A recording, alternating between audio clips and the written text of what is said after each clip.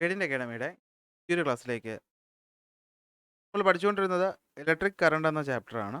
ഇന്നത്തെ ക്ലാസ്സിൽ നമ്മൾ ആ ചാപ്റ്ററിലെ ലാസ്റ്റ് വരുന്ന ലെറ്റ്സ് അസസ് എന്ന ഭാഗത്ത് നിന്ന് നമ്മൾ ഈ പറയുന്ന ചോദ്യങ്ങളെല്ലാം നമ്മുടെ ടെലഗ്രാം ചാനലിൽ ലോഡ് ചെയ്തിട്ടുണ്ട്.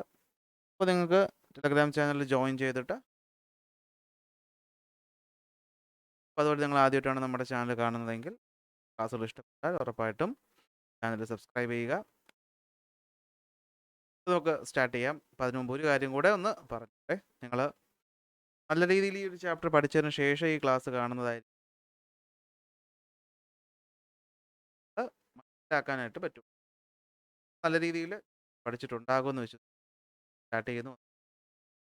ചോദ്യം പറയുന്നത് ഇങ്ങനെ: which of the following devices convert chemical energy in electrical energy?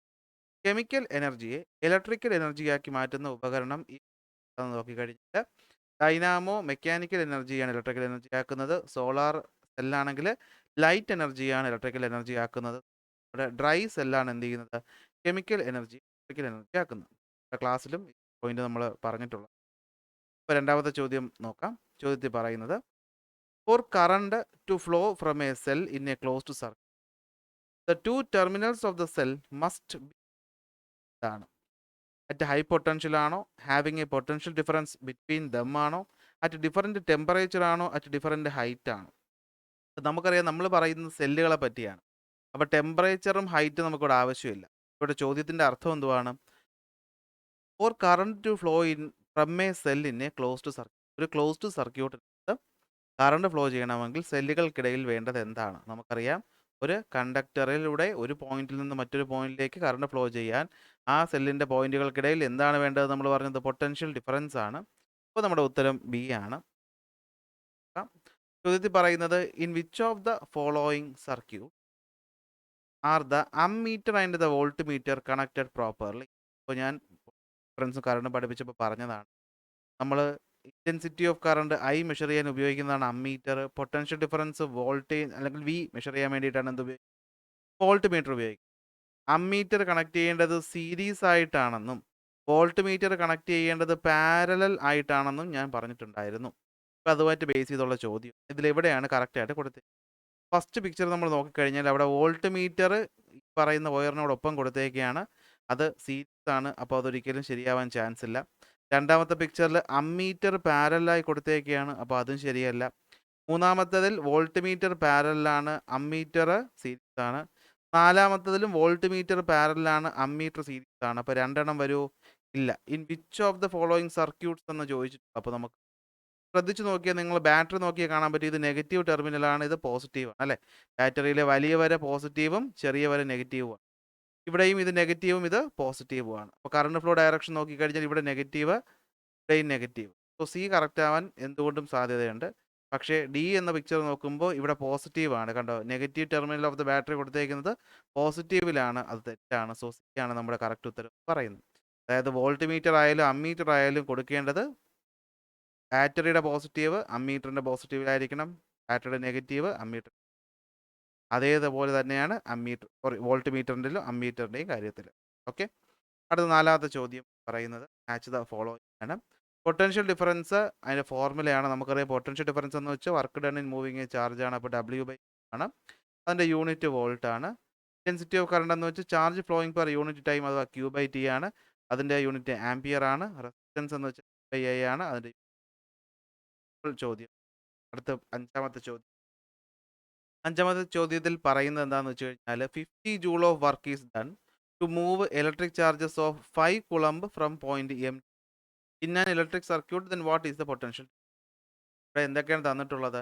നമുക്ക് 5 കൂളംബ് ചാർജ് ആണ് തന്നിട്ടുള്ളത്. ചാർജ് എന്ന് പറയുമ്പോൾ ആണല്ലോ 5 കൂളംബ് ചാർജ് എം എന്ന് പറയുന്ന ഒരു പോയിന്റിൽ നിന്ന് എൻ എന്ന് പറയുന്ന ഒരു പോയിന്റിലേക്ക് കൊണ്ടുപോകാൻ വേണ്ടിയിട്ട് നമുക്ക് ചെയ്യേണ്ടി വന്ന വർക്ക് എന്ന് പറയുന്നത് 50 ജൂളാണ്. അങ്ങനെയാണെങ്കിൽ ഇവർക്കിടയിലുള്ള പൊട്ടൻഷ്യൽ ഡിഫറൻസ് എത്ര എന്നാണ് ചോദ്യം. അറിയാം, പൊട്ടൻഷ്യൽ ഡിഫറൻസ് അഥവാ നമ്മൾ വോൾട്ടേജ് എന്ന് പറയുന്നത് എന്താണ്? അത് W/, ആണ്. W എന്ന് പറയുന്നത് 50ഉം എന്ന് പറയുന്നത് 5ഉമാണ്. ശ്രദ്ധിക്കണം, ചാർജിൻ്റെ യൂണിറ്റ് കുളമ്പ് തന്നെയാണ്, വർക്കിൻ്റെ യൂണിറ്റ് ആണ്. സോ ആവശ്യമില്ല. അപ്പോൾ നമ്മുടെ ഉത്തരം 10. ഇതാണ് നമ്മുടെ പറയുന്നത്. ഉത്തരം 10 വോൾട്ട്. അടുത്ത ആറാമത്തെ എന്താണെന്ന് വെച്ച് കഴിഞ്ഞാൽ of the following circuit are bulbs connected in series. ബൾബുകൾ സീരീസ് ആയി കണക്ട് ചെയ്തേക്കുന്ന ഏതൊക്കെ സർക്യൂട്ടിലാണെന്നാണ് ചോദ്യം. അപ്പോൾ നമുക്കറിയാം സീരീസ് കണക്ഷൻ എന്ന് പറഞ്ഞാൽ ഒന്നിന് പുറകെ ഇങ്ങനെ ഒന്നായിട്ട് നമ്മൾ കണക്ട് ചെയ്യുന്നതിനെയാണ് നമ്മൾ സീരീസ് എന്ന് പറയുന്നത്. അതായത് ബാറ്ററിയിൽ നിന്ന് വരുന്ന കറണ്ട് പോയി ഒരു സ്ഥലത്ത് വെച്ചും ബ്രാഞ്ച് ചെയ്യാൻ പാടില്ല. ബ്രാഞ്ച് ചെയ്താൽ അത് പാരലൽ കണക്ഷനായിട്ട് മാറും. പക്ഷേ ഇവിടെ നമ്മൾ ഒന്നാമത്തെ ഫിഗർ തെറ്റാണ്. ഇവിടെ വെച്ച് ബ്രാഞ്ച് ചെയ്യുന്നത്. അപ്പോൾ അത് പാരലലായി മാറി. പി ഒരു പരിധി വരെ ശരിയാണ്, കറക്റ്റാണ്. അപ്പോൾ ശരിയാണ്. സി നോക്കിക്കഴിഞ്ഞാൽ സിയും കാണാൻ കുറച്ച് വ്യത്യാസം ഉണ്ടെങ്കിൽ ശരിയാണ്, കാരണം ഒരിടത്തും ബ്രാഞ്ച് ചെയ്യുന്നില്ല. ഡിയിൽ ഇവിടെ വെച്ച് ബ്രാഞ്ച് ചെയ്യുന്നുണ്ട്. അപ്പോൾ ബിയും സിയും ആണ് നമ്മുടെ ആൻഡ് സി ആണ് നമ്മുടെ കറക്റ്റ് ആൻസർ എന്ന് പറയുന്നത്. ഓക്കെ, അടുത്ത ഏഴാമത്തെ ചോദ്യം. Analyse the circuit below and answer the following question. അപ്പം നമുക്ക് സർക്യൂട്ട് നോക്കിയാൽ ഒരു 6 വോൾട്ടിൻ്റെ ബാറ്ററി കാണാൻ പറ്റുന്നുണ്ട്. 1 ഓമിൻ്റെയും 2 ഓമിൻ്റെയും റെസിസ്റ്റേഴ്സ് പരസ്പരം സീരീസ് ആയിട്ട് കണക്ട് ചെയ്തിട്ടുണ്ട്. അങ്ങനെയാണെങ്കിൽ ഒന്നാമത്തെ ചോദ്യത്തിൽ പറയുന്നത് calculate the effective resistance in the circuit ആണ് when the switches are turned on. Simple ആണ്. ഇഫക്റ്റീവ് റെസിസ്റ്റൻസ് ഇൻ എ കണ്ടുപിടിക്കാനുള്ള ഫോർമുല എന്ന് പറയുന്നത് എന്താണ്? ഇഫക്റ്റീവ് റെസിസ്റ്റൻസ് പറയുന്നത് എന്തായിരിക്കും? അതിനകത്തുള്ള റെസിസ്റ്റേഴ്സിൻ്റെ സം ആയിരിക്കും കാര്യത്തിൽ. നമുക്കറിയാം ഇവിടുത്തെ ഒന്നാമത്തെ റെസിസ്റ്റൻസ് നമുക്ക് 1 ഓം എന്ന് ഞാൻ എടുത്തു കഴിഞ്ഞാൽ R2 ആയിട്ട് എടുക്കാം, നമുക്ക് 2 ഓം എന്ന് എടുക്കാം. അങ്ങനെയാണെങ്കിൽ അവർ രണ്ടുപേരും കൂടെ ചേർന്ന സർക്യൂട്ട് ഇഫക്റ്റീവ് റെസിസ്റ്റൻസ് എന്ന് പറഞ്ഞാൽ അത് 1+2 ആണ്. അതായത് എന്താണ്? 3 ഓം ആണ് നമ്മുടെ ഇഫക്റ്റീവ്. എയുടെ ഉത്തരം യിലുണ്ട് ചോദ്യം. What is the current through the circuit? സർക്യൂട്ടിലെ കറണ്ട് നമുക്ക് അറിയാം. ഐ ഈസ് എന്താണ്? നമുക്കറിയാം V = I × R ആണ്. അങ്ങനെയാണെങ്കിൽ I = ആയിരിക്കും, അത് V/R ആയിരിക്കും അക്കോർഡിംഗ് ടു എല്ലാവർക്കും. വോൾട്ടേജ് ഡയറക്റ്റ് ആയിട്ട് ചോദ്യം തന്നിട്ടുണ്ട്. 6 വോൾട്ട് ആണെന്ന്. സോ 6 ബൈ റെസിസ്റ്റൻസ് എന്ന് പറയുമ്പോൾ നമ്മൾ ഇക്വലന്റ് റെസിസ്റ്റൻസ് ആണ് എടുക്കേണ്ടത്. അതായത് ബൈ 3 ആണ് എടുക്കേണ്ടത്. 6/3 ആണ് നമ്മുടെ ഉത്തരം എന്ന് പറയുന്നത്. എഴുതാൻ മറന്നു. അടുത്ത സി പാർട്ട് ചോദ്യം പറയുന്നത് what is the potential difference the 2 ഓം എന്ന, അതായത് ഈ പറയുന്ന റെസിസ്റ്ററിലൂടെ ഉള്ള പൊട്ടൻഷ്യൽ. അപ്പോൾ നിങ്ങൾ ചെയ്യുമ്പോൾ വ്യത്യാസം എന്താണെന്ന് പറഞ്ഞു കഴിഞ്ഞാൽ പൊട്ടൻഷ്യൽ ഡിഫറൻസ് അഥവാ വി ആണ് കണ്ടുപിടിക്കുക. ഈ കണ്ടുപിടിക്കാനുള്ള ഫോർമുല I × R ആണ്. അപ്പോൾ ഇവിടെ I എന്ന് പറഞ്ഞു കഴിഞ്ഞാൽ 2 ആംപിയർ ആണ്. അതിൽ എന്തെങ്കിലും മാറ്റം ഉണ്ടാവുമോ? ഇല്ല. ഇത് സീരീസ് കണക്ഷനാണ്. സീരീസ് കണക്ഷനിൽ കറണ്ട് എന്ന് പറയുന്നത് എപ്പോഴും എന്തായിരിക്കും? കണ്ടോ, ഓരോ ചോദ്യത്തിലും നമ്മൾ പഠിച്ച പല സ്ഥലത്ത് പഠിച്ച പോയിന്റുകൾ കൊണ്ടുവരേണ്ട ആവശ്യമുണ്ട്. അതുകൊണ്ടാണ് മനസ്സിലാക്കി മാത്രം പഠിക്കും. I എന്ന് പറയുന്നത് 2 ആണ്, മാത്രം മാറ്റമില്ല. പക്ഷേ R മാറ്റമുണ്ട്. ഒരിക്കലും ഈ 3 എടുത്തിട്ട് കൊടുക്കരുത്, ഉത്തരം തെറ്റിക്കുന്നത്. 2 ഓം റെസിസ്റ്ററിന് എക്രോസ് ആയിട്ടുള്ള വോൾട്ടേജ് ആണ്. അതായത് ഞാൻ ഈ 2 ഓം റെസിസ്റ്ററിന് എക്രോസ് ആയിട്ട് ഒരു വോൾട്ട് മീറ്റർ ഘടിപ്പിച്ചാൽ ആ വോൾട്ട് മീറ്റർ കാണിക്കുന്ന റീഡിങ് എത്രയെന്നാണ് ഉദ്ദേശിക്കുന്നത്. അപ്പോൾ ഇവിടുത്തെ റെസിസ്റ്റർ മാത്രം എടുത്താൽ പോരെ. അപ്പോൾ ആ വാല്യൂ എന്ന് പറയുന്നത് 2 അല്ലേ. അപ്പോൾ 2 × 2 എത്രയാണ്? 4 വോൾട്ട് ആണ് എന്ത് പറയുന്നത്. അതായത് ഈ ബാറ്ററിയുടെ 6 വോൾട്ടിൽ 4 വോൾട്ട് ആർക്ക് പോകും? 2 ഓമിന് പോകും. അങ്ങനെയാണെങ്കിൽ what is the current through the 1 ohm resistor എന്നാണ് ഡി പാർട്ടിലെ ചോദ്യം. അപ്പോൾ ഡി പാർട്ടിലെ ചോദ്യം ചെയ്യാനായിട്ട് നമുക്ക് പറഞ്ഞ പോയിന്റ് തന്നെയാണ്. കറണ്ട് ഇൻ എ സർക്യൂട്ടിൻ്റെയും പറയുന്ന 1 ഓം റെസിസ്റ്റർ ആയാലും ശരി 2 ഓം റെസിസ്റ്റർ ആയാലും ശരി, കറണ്ട് എന്ന് പറയുന്നത് എത്ര ആണ്? നമുക്ക് നേരത്തെ കിട്ടിയ 2 ആംപിയർ പറയാം. ഓക്കെ അല്ലേ? അങ്ങനെയാണെങ്കിൽ എട്ടാമത്തെ ചോദ്യം നോക്കാം. എട്ടാമത്തെ ചോദ്യത്തിൽ ചോദിച്ചതാണ് electric circuit in which way are the fan and it's regulator connect. നമുക്ക് വീട്ടിൽ ഉപയോഗിക്കുന്ന കണക്ഷൻ ഏത് എന്ന് ചോദിച്ചാൽ പെട്ടെന്ന് കയറി നമുക്ക് പാരലൽ കണക്ഷൻ പറയാം.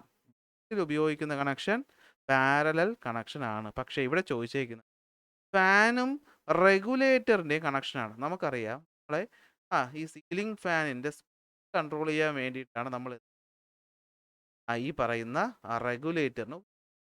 അപ്പോൾ ഈ പറയുന്നതിലോട്ടുള്ള കറണ്ടിനെ കൺട്രോൾ ചെയ്തിട്ടാണ് എന്ത് ചെയ്യുന്നത്? റെഗുലേറ്റർ സ്പീഡ് അറേഞ്ച് ചെയ്യുന്നത്. അപ്പോൾ കറണ്ടിനെ നേരിട്ട് കൺട്രോൾ ചെയ്യണമെങ്കിൽ ഒരിക്കലും പാരലൽ കണക്ഷൻ പറ്റത്തില്ല. അപ്പോൾ നമുക്ക് അതിനോടൊപ്പം തന്നെ ഒന്നിനു പുറകെ ഒന്നായിട്ട് ആദ്യം, അതായത് കറണ്ട് റെഗുലേറ്ററിൽ വരണം, എന്നിട്ട് ഫാനിൽ പോകണം. കണക്ഷൻ എന്ന് പറയുന്നത്. അപ്പോൾ നമ്മുടെ ഉത്തരം എന്താണ്? സി കണക്ഷൻ ആണെന്ന് മനസ്സിലാക്കാം. 9ാമത്തെ ചോദ്യം. Consider the following circuit. Voltmeter shows reading of 10 volt. അതായത് നല്ലൊരു ചോദ്യം, കുറച്ച് പാടാണ്. ചോദ്യത്തിൽ താഴെ തന്നിട്ടുള്ള 4 സർക്യൂട്ട് ഏത് വോൾട്ട് മീറ്ററിന്റെ റീഡിംഗ് 10 വോൾട്ട്? ഏത് വോൾട്ട് മീറ്റർ 10 കിട്ടുന്നു? അപ്പോൾ അത് മനസ്സിലാക്കാനായിട്ട് നമുക്ക് കഴിഞ്ഞാൽ ഇവിടെ 10 വോൾട്ട് ഉണ്ട്, ഇവിടെ 10 വോൾട്ട്, ഇവിടെ 20 വോൾട്ട് ആണ് ഇവിടെ. അപ്പോൾ 10 വോൾട്ടിൻ്റെ ബാറ്ററി ഉള്ള 2 സർക്യൂട്ട്, 20 വോൾട്ടിൻ്റെ 2 സർക്യൂട്ട്. ഇവിടെ വോൾട്ട് മീറ്റർ കൊടുത്തേക്കുന്നത് 10 ഓം റെസിസ്റ്റർ, വോൾട്ട് മീറ്റർ കൊടുത്തേക്കുന്നത് 10 ഓം റെസിസ്റ്ററായിട്ടാണ്. അങ്ങനെയാണെങ്കിൽ ഇവിടുത്തെ വോൾട്ടേജ് എന്ന് വെച്ച് കഴിഞ്ഞാൽ അത് I × R ആണ്. R എന്ന് പറഞ്ഞു കഴിഞ്ഞാൽ എത്രയാണ് ഇവിടെ? അത് 10 ഓം ആണെന്ന് നമുക്ക് പറയാം, പക്ഷേ I അറിയില്ല. അപ്പോൾ നമുക്ക് I കണ്ടുപിടിക്കണം. സോ I എന്ന് വെച്ച് കഴിഞ്ഞാൽ എന്താണ്? I = E/R ആണ്. ഇവിടുത്തെ വോൾട്ടേജ് എന്ന് പറയുന്നത് 10 വോൾട്ട് ആണ്. റെസിസ്റ്റൻസ് എന്ന് പറയുന്നത് രണ്ടുപേരുടെയും കൂടി ചേർത്തെടുത്താൽ 10ഉം 10ഉം 20 ആണ്. സോ എത്ര? 10/20 ആണ്. എന്ന് വെച്ചാൽ 1/2 അല്ലെങ്കിൽ നമുക്ക് 0.5 ആംപിയർ ആണ് ഇവിടുത്തെ കറണ്ട് എന്ന് പറയാം. ഈ 0.5 ഞാൻ ഇവിടെ കൊടുത്ത് നോക്കുകയാണ്. അപ്പോൾ എനിക്ക് എന്ത് കിട്ടും? 0.5 × 10 എന്ന് കിട്ടും. 0.5 × 10 എനിക്ക് ആദ്യത്തേത് 0.5 × 10 എന്ന് വെച്ചാൽ 1/2 ആണ്. അപ്പോൾ എത്ര? 5 വോൾട്ട് കിട്ടും. അർത്ഥം എന്താണ്? ഞാൻ ഇവിടെ ഒരു വോൾട്ട് മീറ്റർ കൊടുത്താൽ ആ വോൾട്ട് മീറ്റർ കാണിക്കുന്നത് 5 വോൾട്ട് ആയിരിക്കും. ശ്രദ്ധിച്ചാൽ മനസ്സിലാക്കാൻ പറ്റും. ഇവിടുത്തെ ലോജിക് ഒന്നുകൂടി പറയുന്നു. എൻ്റെ ലക്ഷ്യം ഇവിടുത്തെ വോൾട്ടേജ് കണ്ടുപിടിക്കാനുള്ള മാർഗം എന്ന് പറഞ്ഞു കഴിഞ്ഞാൽ ഇതുവഴി ഫ്ലോ ചെയ്യുന്ന കറണ്ടേ ഇവിടെയുള്ള റെസിസ്റ്റൻസ് ആണ് ഇവിടുത്തെ ഫോർമുല. ഇതുവഴി ഫ്ലോ ചെയ്യുന്ന കറണ്ട് കണ്ടുപിടിക്കാനുള്ള മാർഗം ഈ ബാറ്ററിയും ഇവർ രണ്ടുപേരും കൂടെ ചേർന്നിട്ടാണ് കറണ്ട് തീരുമാനിക്കുന്നത്. ആ കറണ്ടാണ് ഞാനിവിടെ കണ്ടുപിടിച്ച് വെച്ചേക്കുന്നത്, 0.5 ആംപിയർ. ആ 0.5 ഞാനിത് ഇവിടെ കൊടുത്തപ്പോൾ എനിക്ക് കിട്ടി 5 വോൾട്ട് കിട്ടി. അപ്പോൾ ഇതല്ല, ഇവിടുത്തെ വോൾട്ട് മീറ്റർ 5 കാണിക്കുന്നുള്ളൂ. രണ്ടാമത്തെ ഫിഗർ ചെയ്യുമ്പോൾ നമ്മൾ ഇതുപോലെ ചോദ്യം ചെയ്ത് മെനക്കെടേണ്ട ആവശ്യമില്ല. നോക്ക്, ചോദിച്ചിട്ടുള്ളത് എന്താണ്? 10 വോൾട്ട് ബാറ്ററി കൊടുത്തു. ഞാൻ വോൾട്ട് മീറ്ററിനെ കണക്ട് ചെയ്തേക്കുന്നത് ഒരാൾക്ക് എക്രോസ് ആയിട്ടല്ല, 2 പേർക്കും എക്രോസ് ആയിട്ടാണ്. 2 പേർക്കും എക്രോസ് ആയിട്ടാകുമ്പോൾ അതിൻ്റെ അർത്ഥം എന്താണ്? ഞാനൊരു ബാറ്ററി എടുത്തു. ഈ ബാറ്ററിയുടെ ഇടത്തും വലത്തും ഞാൻ ഒരു വോൾട്ട് മീറ്റർ കണക്ട് ചെയ്തു. ബാറ്ററിയുടെ വോൾട്ടേജ് 10 വോൾട്ട് ആണെങ്കിൽ നമുക്കറിയാം ഇവിടെ കാണിക്കുന്നത് 10 തന്നെ. ഈ ഫിഗറിലും ഇത് തന്നെയല്ലേ സംഭവിച്ചിരിക്കുന്നത്? ആലോചിച്ച് നോക്ക്. ബാറ്ററി 10 വോൾട്ട്, ആ ബാറ്ററിയുടെ ഒരു എൻഡിൽ ഒരു വോൾട്ട് മീറ്റർ, മറ്റൊരു എൻഡിൽ ഒരു വോൾട്ട് മീറ്റർ. അപ്പോൾ ഉറപ്പായിട്ട് ഇവിടെ കാണിക്കുന്നത് എത്രയാണ്? 10 വോൾട്ട്. അപ്പോൾ ബി നമ്മുടെ ഉത്തരമായി വരാം. അപ്പോൾ നമുക്ക് തോന്നും അതുപോലെ തന്നെയല്ലേ സി. അപ്പോൾ സിയുടെയും വോൾട്ട് മീറ്റർ 10 വോൾട്ട് തന്നെ കാണിക്കുമെന്ന് ചാടിക്കയറി എഴുതിയാൽ തെറ്റ്. കാരണം ഇവിടുത്തെ battery 20 volt battery. 20 volt battery ആയിരിക്കുമ്പോൾ ഇവിടെ ഉറപ്പായിട്ടും കാണിക്കുന്നത് എത്രയായിരിക്കും? അത് 20 വോൾട്ട് ആയിരിക്കും. കാരണം എന്താണ്? 20 വോൾട്ട് ബാറ്ററിയുടെ ഒരു ടെർമിനലിൽ നിന്ന് പോയിരിക്കുന്നു, നെഗറ്റീവിൽ നിന്ന് പോയിരിക്കുന്നു. അപ്പോൾ ബാറ്ററി 20 ആണെങ്കിൽ ഇവിടെ കാണിക്കുന്നത് എത്രയായിരിക്കും? ഇതായിരിക്കും. അപ്പോൾ സി സാധ്യത ഇല്ല ഉള്ളത് ഡി ആണ്. ഡിയിൽ നമുക്കൊന്ന് നോക്കാം. ഡിയിലും ഇപ്പോഴത്തെ ലോജിക് നമുക്കിതാ ഇവിടെയുള്ള വോൾട്ട് മീറ്ററിൻ്റെ റീഡിംഗ് ആണ് കണ്ടുപിടിക്കേണ്ടത്. അപ്പോൾ ഇവിടെയുള്ള വോൾട്ട് മീറ്ററിൻ്റെ റീഡിംഗ് കണ്ടുപിടിക്കാൻ എടുക്കണം. വി ഇസ് എന്താണ്? I × ഇവിടുത്തെ കറണ്ട് നമുക്കറിയില്ല. അപ്പോൾ കറണ്ട് നമുക്ക് കണ്ടുപിടിക്കാം. നമ്മുടെ കയ്യിൽ വോൾട്ടേജ് ഉണ്ട്, ഇവർ രണ്ടുപേരും കൂടെ ചേർത്ത് സർക്യൂട്ടിലുള്ള കറണ്ട് ഉണ്ട്. അപ്പോൾ നമുക്കറിയാം എന്താണ് കണ്ടുപിടിക്കുക? I ആണ്. I എന്താണ്? അത് V/R. ഇവിടുത്തെ വോൾട്ടേജ് എന്ന് പറയുന്നത് 20 ആണ്. റെസിസ്റ്റൻസ് എന്ന് പറയുന്നത് 10 + 10 20 ആണ്. എത്ര നമുക്ക് കറണ്ട് കിട്ടും? ഇവിടെ I എന്ന് പറയുന്നത് എത്രയായിരിക്കും? നമുക്ക് 1 ആംപിയർ ആയിരിക്കും അല്ലേ? എത്രയായിരിക്കും? 1 ആയിരിക്കും. അപ്പോൾ ഞാൻ എന്തിന് ഇവിടെ substitute? That is V1 × R എത്ര? That is 10 volt. ഇവിടെ കിട്ടുന്നത് 10 വോൾട്ട്. അപ്പോൾ നമ്മുടെ ഉത്തരം എന്ന് പറയുന്നത് എന്തായിരിക്കും? ഡിയും നമ്മുടെ ഉത്തരം ആയിരിക്കും. ആണോ? ശരി. അടുത്ത ചോദ്യത്തിൽ 10ാമത്തെ ചോദ്യം. 10ാമത്തെ ചോദ്യത്തിൽ പറയുന്നത് A wire of length 50 as well as 5 ohm. The length is doubled by stretch. What happens to the area of cross section of the conductor? അറിയാം, ഇത്രയും ഉണ്ടായിരുന്ന ഇതിൻ്റെ ലെങ്ത് ഞാൻ ഇരട്ടിയാക്കുമ്പോൾ നോർമലി ബൈ സ്ട്രെച്ചിങ് അങ്ങനെ വലിച്ചു നീട്ടുകയാണ്. അപ്പോൾ എന്ത് പറ്റും? നമുക്കറിയാം അതിൻ്റെ ഏരിയ കുറയും അല്ലേ? അതൊന്ന് ഇട്ടായിരിക്കും നീണ്ടു പോകുന്നത് ആണല്ലോ. അപ്പോൾ ഏരിയക്ക് എന്ത് സംഭവിക്കുന്നു? What happens? തിക്നെസ് എന്ത് ചെയ്യും?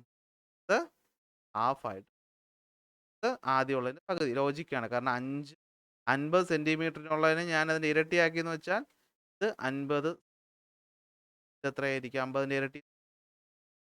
അപ്പോൾ ആദ്യം ഉണ്ടായിരുന്ന ഏരിയയുടെ പകുതിയായിട്ടായിരിക്കും മാറുന്നത്. ഇനി what will be the resistance of the wire എന്നാണ് നോക്ക്. നമുക്കിത് കണ്ടുപിടിക്കാനുള്ള ഒരു മാർഗ്ഗം എന്ന് പറഞ്ഞു കഴിഞ്ഞാൽ എന്തിനാണ് ഈ ചോദ്യം ഇട്ടതെന്ന് എനിക്ക് മനസ്സിലായി. നമുക്ക് റെസിസ്റ്റിവിറ്റി എന്ന് പറയുന്ന ഒരു സംഭവമുണ്ട്. അതായത് R is equal rho into L by A എന്ന് പറയുന്ന ഒരു ഫോർമുല ഉണ്ട്. കേട്ട് പേടിക്കൊന്നും. റെസിസ്റ്റൻസുമായി ബന്ധപ്പെട്ട് തന്നെ പഠിക്കേണ്ട ഒരു സംഭവമാണ്. റെസിസ്റ്റൻസ് ടോപ്പിക്ക് നിങ്ങൾ പറഞ്ഞിട്ടില്ലാത്തത് കൊണ്ട് ഞാൻ കൂടുതൽ വിശദീകരിക്കാൻ ഇതിൻ്റെ ഉത്തരവെന്ന് പറയുന്നത് നമുക്ക് 20 എന്ന് വരും. 5 ആണെങ്കിൽ 4 ഇരട്ടി 5 4 ഇൻറ്റു 20 ഓം ആയിരിക്കും ഇവിടെ വരേണ്ട റെസിസ്റ്റൻസ് പറയുന്നത്. പക്ഷേ ഇത് വരണമെങ്കിൽ ആ ഫോർമുല ഇവിടെ ഉപയോഗിക്കണം. ആ ഫോർമുല ഇവിടെ ഉപയോഗിക്കാനായിട്ട് നിങ്ങൾക്ക് ആ ഫോർമുല പറഞ്ഞിട്ടില്ല. അതായത് നമുക്ക് proportional to length by area എന്നൊരു കണ്ടീഷൻ മാത്രമേ അല്ലേ. റെസിസ്റ്റൻസ് ലെങ്ത് അനുസരിച്ച് കൂടുമെന്നും റെസിസ്റ്റൻസ് ഏരിയയ്ക്ക് അനുസരിച്ച് കുറയുമെന്നൊക്കെ നമ്മൾ പഠിച്ചിട്ടുള്ളൂ. ഇത് രണ്ടും കൂടെ കമ്പൈൻ ചെയ്ത ഫോം പഠിച്ചിട്ടില്ലാത്തത് കൊണ്ട് തന്നെ അത് പറയാൻ പറ്റൂല. നമുക്ക് പറയാം. നോക്ക് എന്താ സംഭവിക്കും. 50 സെൻറ്റിമീറ്റർ നീളം ഉണ്ടായിരുന്ന ഒരു വയറിൻ്റെ റെസിസ്റ്റൻസ് അതിനെ ഇരട്ടിയാക്കുമ്പോഴത്തേക്കും ലെങ്ത് കൂടി അതിൻ്റെ ഏരിയ എന്ത് ചെയ്തു? കുറഞ്ഞു. ലെങ്ത് കൂടുകയും ചെയ്തു, ഏരിയ കുറയുകയും ചെയ്തു. അപ്പോൾ നിങ്ങൾ മനസ്സിലാക്കി വയ്ക്കുക, റെസിസ്റ്റൻസിന് വരുന്ന മാറ്റം എന്ന് പറയുന്നത് 4 ഇരട്ടിയുടെ മാറ്റമാണ് ഉണ്ടാകുന്നത്. 4 ഇരട്ടിയുടെ മാറ്റം. അപ്പോൾ അത് സബ്സ്റ്റിറ്റ്യൂട്ട് ചെയ്യുമ്പോൾ 20. ഓക്കെ, ഇനി ഇത് ഡീറ്റെയിൽഡ് സൊല്യൂഷൻ നിങ്ങൾക്ക് വേണമെങ്കിൽ നിങ്ങൾ കമൻ്റായിട്ട് പറഞ്ഞാൽ അത് ഷോർട്ട് വീഡിയോ ആയിട്ട് എന്തെങ്കിലും അപ്ലോഡ് ചെയ്യാം. തൽക്കാലം ഇതിൻ്റെ എക്സ്പ്ലെയിൻ പറഞ്ഞു കഴിഞ്ഞാൽ നമ്മുടെ ചാപ്റ്ററിൽ അതിനെപ്പറ്റി പറയുന്നില്ല. പിന്നെ ഈ ക്വസ്റ്റ്യൻ ഇട്ടതെന്ന് എനിക്ക് ആയതുകൊണ്ട് തന്നെ അതിങ്ങനെ ക്വസ്റ്റ്യൻ ഇട്ടതായിരിക്കാം, അറിയില്ല. എന്തായാലും നിങ്ങളുടെ അഭിപ്രായം എന്താണെന്ന് വെച്ചാൽ കമൻറ്റ് ചെയ്യുക. ലാസ്റ്റ് ചോദ്യം, ഓംസ് ലോ കാണിക്കുന്ന ഗ്രാഫ് ഏത്? ആലോചിക്കേണ്ടതാ ഈ graph. Voltage is directly proportional to current എന്ന ഓംസ് ലോയിൽ പറഞ്ഞു. അപ്പോൾ വോൾട്ടേജ് ഈസ് ഡയറക്ട്ലി പ്രൊപ്പോർഷണൽ എന്ന് കാണിക്കുന്ന ഗ്രാഫ് ഇത് മാത്രമാണ്. അപ്പോൾ ഇതാണ് നമ്മുടെ ഒരു ചാപ്റ്ററിൻ്റെ ലെറ്റസ് അസസ് ഭാഗവും നമ്മൾ വരുന്ന ക്ലാസ് നമ്മൾ അടുത്ത ചാപ്റ്റർ എന്ത് ചെയ്യും? ലൈക്ക് ചെയ്യുക, ഷെയർ ചെയ്യുക, സബ്സ്ക്രൈബ് ചെയ്യാം. അടുത്ത ടോപ്പിക്കുമായിട്ട് കാണാം.